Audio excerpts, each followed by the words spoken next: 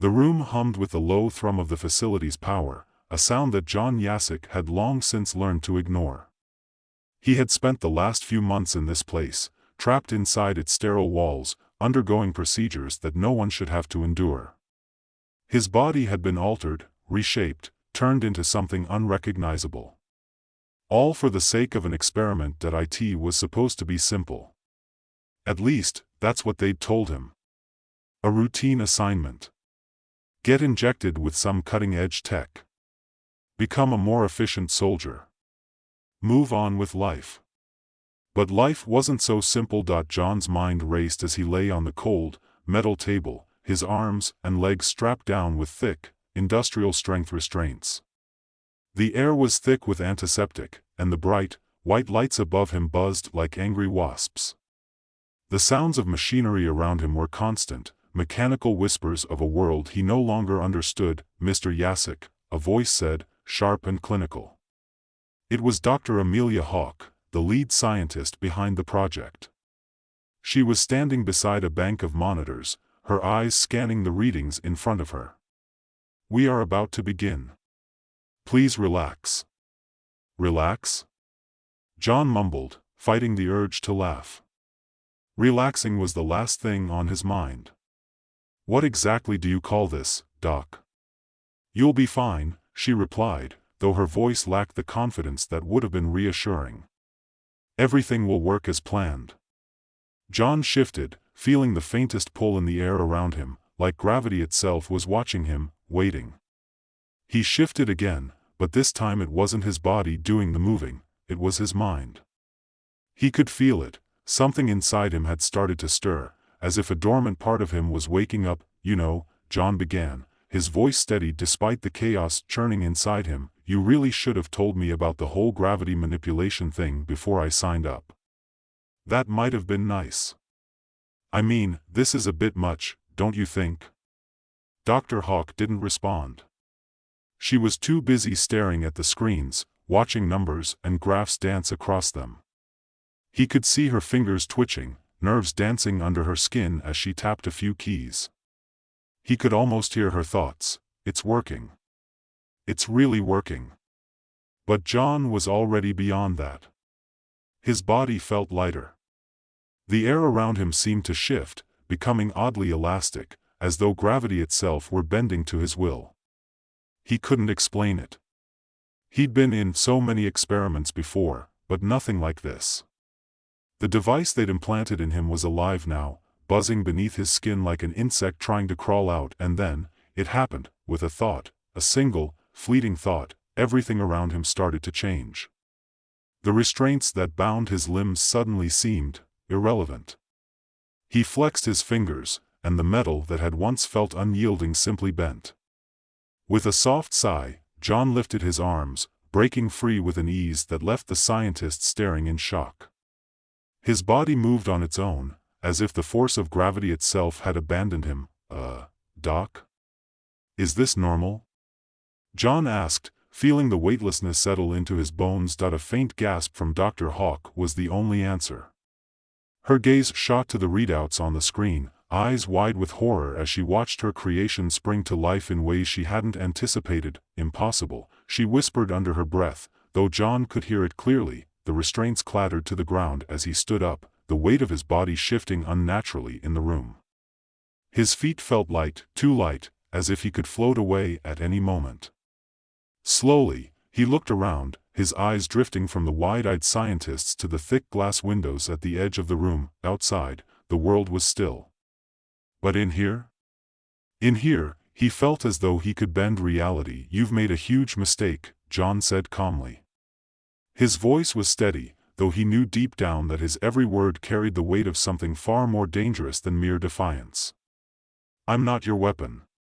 Before anyone could react, he turned and, with a sudden movement, flicked his hand toward the nearest object. A steel chair across the room suddenly lifted off the ground, its weight increasing tenfold, pressing against the ceiling with a force that made the glass crack. The sound was deafening. But in that moment, John's mind was clear. There was no panic. No confusion. Just the sense of a power he couldn't yet control, but didn't need to. This was freedom. This was his power. John's mind wandered, but only for a second. The facility had already started to go into lockdown. Security teams would be rushing toward him, and the scientists would be calling in backup. But what was the point? None of them would understand. He was a god, and they were insects. Stop!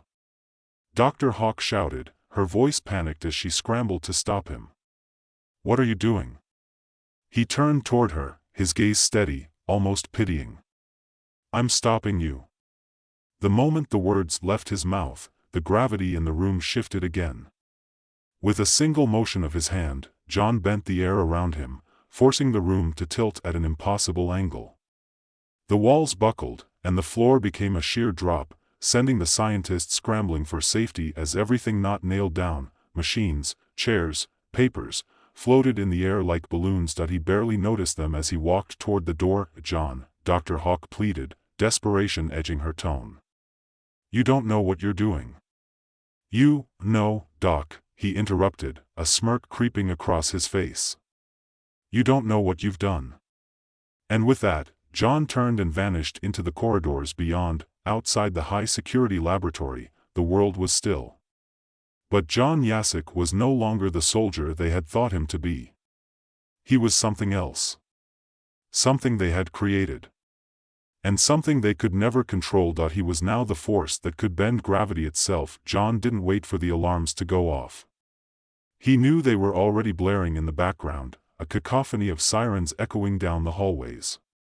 But they were meaningless to him. The facility, with its secure walls and hidden depths, no longer mattered. The moment he broke free from that operating table, the game had changed. The military wanted a weapon. Well, they'd gotten one, but it was a weapon that didn't answer to anyone. John Yasek wasn't some pawn to be controlled. Not anymore. He pushed through the heavy security doors with a force so casual it was almost absurd. The metal bent and snapped as if it were made of paper. His feet barely touched the floor as he walked through the hall, feeling the weight of his own power with each step. The walls seemed to bend to his will, warping slightly as though the very space itself was stretching under the pressure of his presence. Alert, a voice echoed from a nearby speaker. Containment breach in Sector 9. All security personnel to immediately respond. John smirked to himself, the corners of his mouth twitching upward. He wasn't listening to the orders anymore. There was no need to. A squad of military guards rounded a corner up ahead. They were armed and ready, their guns aimed squarely at him. They'd been trained to take down threats, but they weren't prepared for him. One of them, likely the squad leader, barked an order, his voice shaking slightly. Take him down. Now. John didn't flinch. He didn't even need to move much. He raised a hand and, with a single thought, manipulated the gravity in the hallway. The soldiers' weapons grew impossibly heavy, pulling them toward the floor with crushing force. The guns in their hands slipped from their grips, falling to the ground as their legs buckled beneath them. They struggled, screaming in shock, their movements slow and jerky. But their efforts were useless. They weren't in control anymore. John took a leisurely step forward, watching the soldiers writhe on the ground. A laugh bubbled up in his chest, dark and humorless. They had tried to contain him, but they didn't know what they were up against. He had become the very thing they feared. He waved a hand, and the soldiers were suddenly lifted off the ground, suspended by an invisible force, held against the wall as if they were nothing more than dolls. They gasped for air, their faces contorted in panic. You should have known better than to try and control me, John said softly, his voice calm, almost conversational. He stared at the group of men, each of them helpless under the weight of his power. They were nothing to him now. But don't worry. I'll let you go. For now. With another flick of his wrist, he released the pressure, and the soldiers collapsed to the ground in a heap, gasping for breath. The gravity in the hallway returned to normal, and the air around him felt lighter, almost electric. He felt alive. Alive in a way that he never had before. As he continued down the hall, John felt a strange, giddy sense of freedom. It was like he could do anything, be anything. The world was his for the taking, and he was only just starting to understand the scope of his abilities. He could change the very fabric of reality with a thought. He could make the sky fall or float above it. He could make the earth tremble or make it as light as air, but despite the thrill of his newfound power, there was a gnawing feeling in the back of his mind. He hadn't forgotten why he was here. He hadn't forgotten what they had done to him. John's thoughts shifted, and his pace quickened. He wasn't going to stop until he found the truth. Until he understood what had been done to him, and why. The military's experiment was no accident. They'd been trying to manipulate the fabric of the universe itself, and John was at the center of it all. But they had underestimated him. He wasn't their puppet. John reached the facility's outer doors, the thick steel panels blocking his way.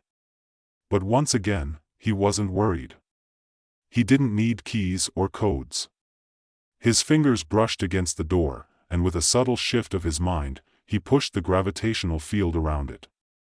The door buckled and groaned before ripping free from its hinges, sliding away with a force that could have leveled the entire building. John stepped into the night air, the world outside dark and quiet. He took a deep breath, the cool air filling his lungs, and for the first time in what felt like forever, he felt something close to peace, but peace was fleeting. He could hear the whir of military vehicles in the distance, the sound of helicopters cutting through the night. They were coming for him. They always did. John wasn't afraid.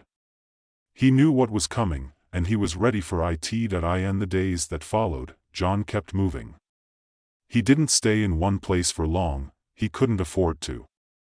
The military's reach was long, and he knew they wouldn't stop until they brought him down.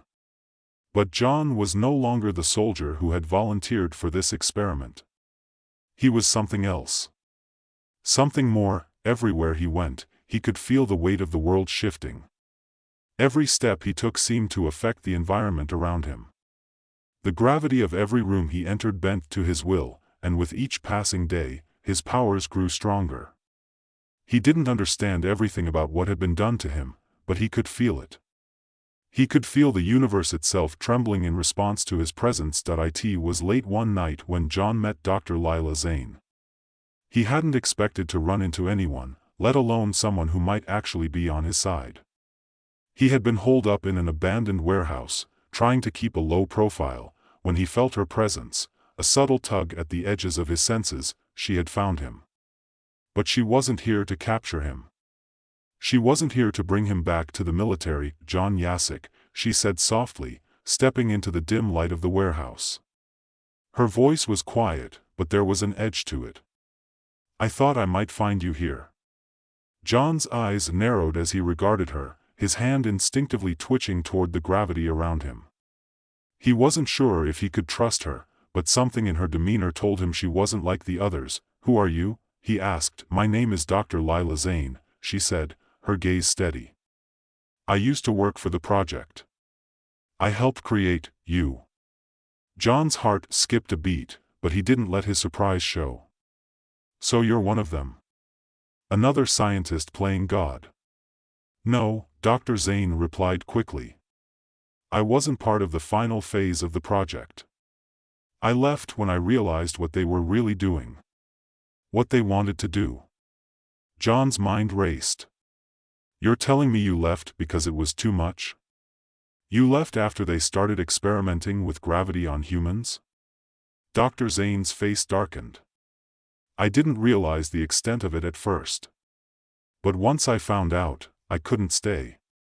The military had been using the gravitational anomaly at the edge of the universe for years. They wanted to harness it. Manipulate it. But what they didn't understand was that it was more than just a tool. It was a force of nature. And they were playing with fire. John's brow furrowed. The anomaly, you're talking about the thing they found at the edge of the universe, aren't you? The thing that caused all of this? Dr. Zane nodded slowly. Yes. It's not just some gravitational disturbance, John. It's something far more dangerous. And it's linked to you. You're not just a weapon. You're part of their plan to control it. The weight of her words hit John hard. Everything he had done, everything he had learned, it all pointed back to one thing, the anomaly. And the military hadn't just been experimenting on him, they had been trying to control something far bigger, something far more dangerous than they ever realized. That he had to stop them, but to do that, he would need more than just power. He would need to understand the anomaly. He would need to understand the forces that were at play, and time was running out. The military was already gearing up to unleash their final weapon. John stood silently in the dimly lit warehouse, Dr. Zane's words hanging in the air like a dark omen. The weight of them pressed down on him, settling over his thoughts like a thick fog. The anomaly, the military's experiments, his own transformation, they were all tied together in a way he didn't fully understand yet.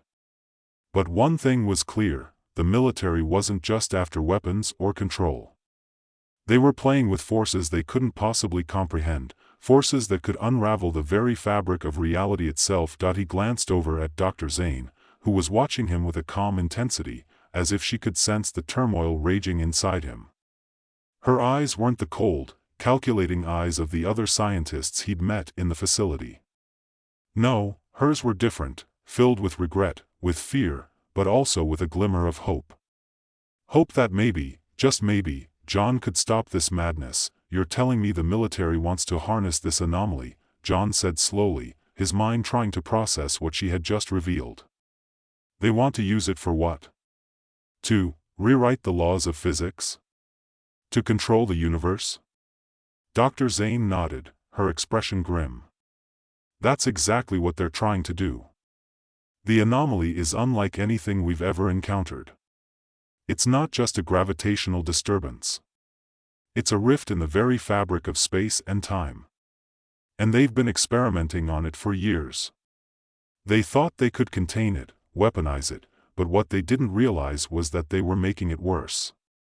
Every time they tried to manipulate it, they fed it more power.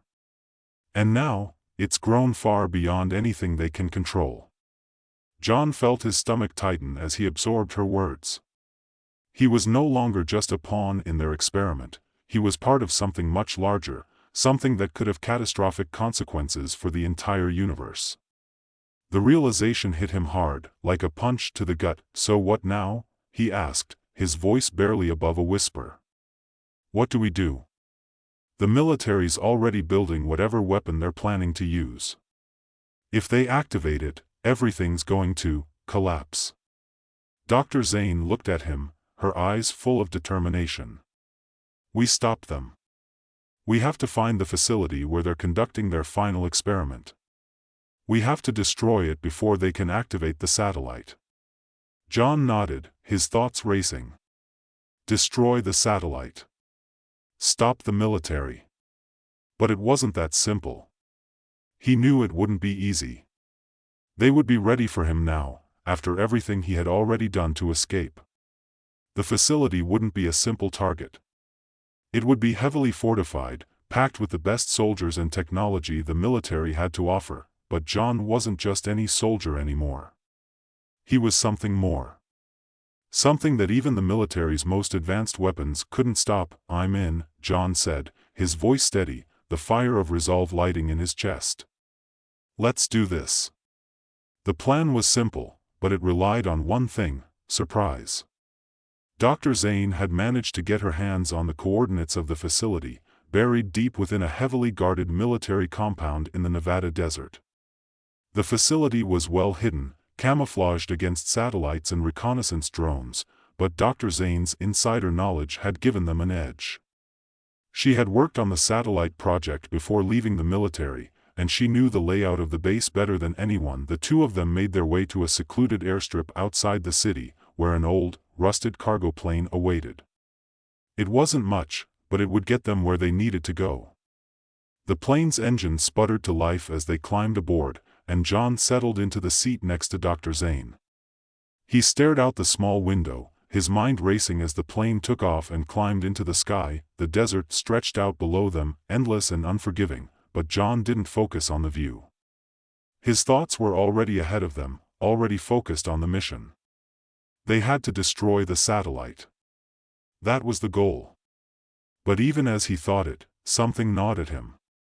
The anomaly, the rift in space and time that the military had tried to control, was still out there, somewhere, and it was growing stronger. If they didn't stop it now, there might be no way to contain it. No way to undo the damage. And then there was the matter of his own powers. The more John used them, the more he realized that he was changing. The gravitational forces inside him, the device implanted in his body, were becoming more unpredictable. His control was slipping. Every time he bent the fabric of reality, he could feel the strain on his mind. The connection between him and the anomaly was becoming more pronounced that he was connected to it. It was inside him that it was terrifying and exhilarating at the same time. Are you okay? Dr. Zane's voice broke through his thoughts. John blinked and turned to her, realizing that he had been lost in his own mind for a while. Yeah, I'm fine. Just thinking. She raised an eyebrow but didn't push further. Instead, she turned her attention back to the map spread out in front of her. We're getting close. Once we're in range, we'll have to move quickly. The facility is equipped with enough security to hold off a small army. John didn't need her to remind him of the stakes. He had seen firsthand what the military could do when they were backed into a corner. But this time, they wouldn't have the advantage. This time, he was the one holding the cards. By the time the plane touched down on a dusty airstrip near the compound, the sun was just beginning to set. The orange glow of the evening sky cast long shadows over the barren landscape, and John felt a sense of urgency creeping in. They didn't have much time before the military realized they had arrived. Dr. Zane handed him a small, black case, its surface cold and metallic. This is the key, she said. Inside is a small EMP device. We'll need to disable their security systems before we can get in. Once we're inside, we'll have to make our way to the satellite's control room. John nodded, feeling the weight of the device in his hand. It was small, but it could be the difference between success and failure. Together, they moved swiftly through the shadows, using the terrain to their advantage.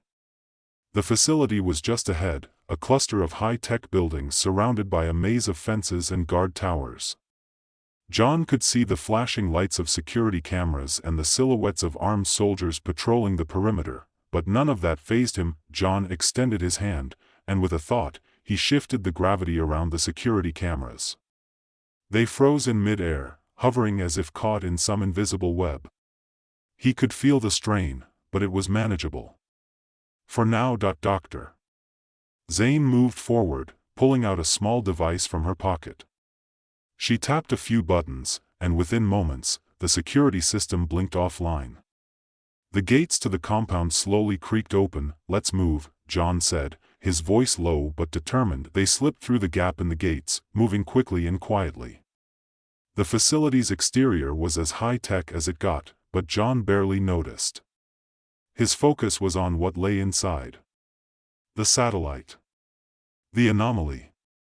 The future of the universe. They were about to make their move, but John's heart pounded with something else, something deeper. A sense of dread. The closer they got to the satellite, the stronger the pull of the anomaly became. It was like a dark presence, gnawing at the edges of his mind, trying to break through. His powers were growing. And with them, the danger. Inside the facility, the military was already in motion. They had detected an anomaly in the system, an unauthorized entry. But by the time they figured out what was happening, it was too late. The countdown had already begun. John and Dr. Zane moved quickly, slipping through corridors and hallways, avoiding soldiers and cameras. Every step brought them closer to the control room, where the satellite's activation was about to begin. Almost there, Dr. Zane whispered, her voice tight with anxiety. John didn't answer. He was too focused. He could feel the anomaly now, stronger than ever, pulsing beneath his skin. He wasn't just connected to it anymore. He was becoming it. Almost there, Dr. Zane repeated, but her voice faltered this time. John didn't need her to say anything more. He could hear the approaching footsteps, the soft echo of boots against the steel floor. The military was closing in, they were almost too late.